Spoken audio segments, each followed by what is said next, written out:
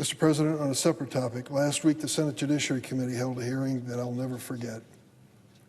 On the second day of Todd Blanche's nomination hearing to be Attorney General of the United States, the committee convened an outside panel of witnesses to discuss his fitness to serve in that office. I invited one of the witnesses. Her name is Danny Bensky, a young woman who is a dance teacher and a mother. She was a victim of Jeffrey Epstein. She was sexually abused by him when she was 17 years old. A group of about a dozen Epstein survivors and their loved ones sat behind Danny when she testified. They were urging that the predators responsible for these horrific crimes be held accountable. Their stories are heartbreaking, but instead of helping them, the Trump Justice Department has re-traumatized these survivors with its careless and cavalier attitude. When this administration finally released information pertaining to Epstein's trafficking ring after missing the Epstein Files Transparency Act deadline, many of the survivors' personal identity information became public available. These survivors, who've already suffered unspeakable abuses, were forced to relive their trauma as one of the most painful moments of their lives became public for anyone, including their friends, family, and co-workers, to see. There was a time when the Department of Justice turned 1,000 attorneys loose on the Epstein files to find any references to the president.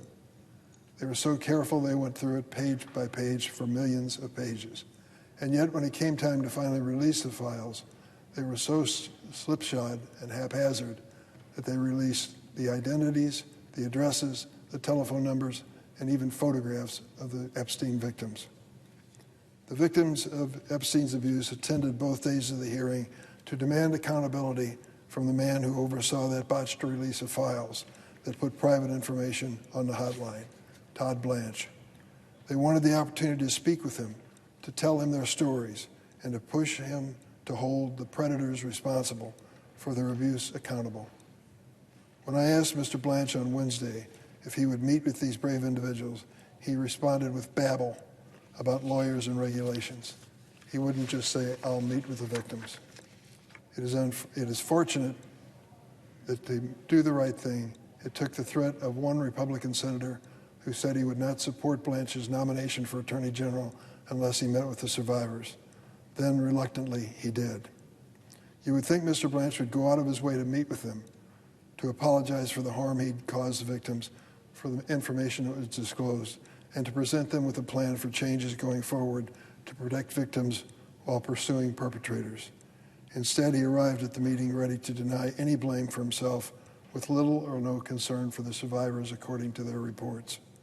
Those in the room described him as dismissive. They said that speaking with Mr. Blanche was like, quote, beating your head against the wall, close quote.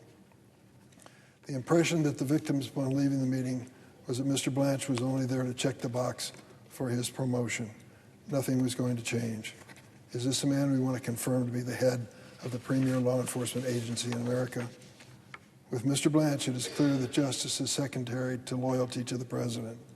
Under Blanche, hundreds of FBI personnel were directed to troll through those Epstein files to find any mention of the president, but could not exercise the same level of care to ensure victims' information remained protected. When pressed in an interview why more Epstein accomplices had not been charged, Blanche insisted, quote, it isn't a crime to party with Mr. Epstein, close quote. Mr. President, survivors deserve more than that type of flip comment.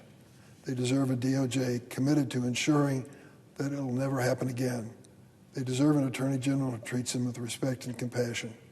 Mr. Blanche's behavior surrounding the Epstein investigation is just one of the many reasons he should not lead the Department of Justice. I urge my colleagues to oppose his nomination, yield the floor, and suggest the absence of a quorum.